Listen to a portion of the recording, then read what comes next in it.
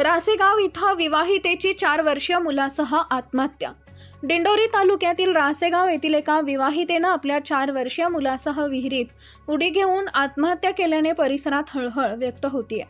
दिंडोरी तालुक्यातील रासेगाव येथील अश्विनी समाधान ढगे वय वर्ष 23 या विवाहितेनं आपल्या 4 वर्षाचा मुलगा रियांश समाधान ढगे वय वर्ष 4 याच्यासह विहिरीत आत्महत्या केल्याने एकच खळबळ उडाली आहे।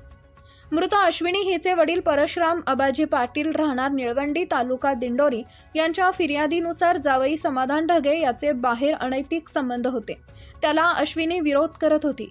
या कारणावरून तसेच माहेरहून 2 लाख रुपये आणावे यासाठी सासू व नवरा यांच्याकडून अश्विनीचा शारीरिक व मानसिक छळ चालू होता।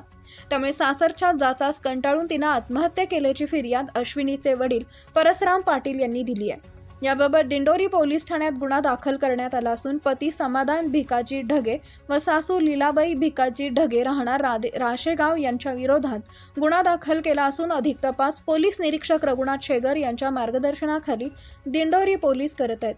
प्रतिनिधी देवीदास पगार।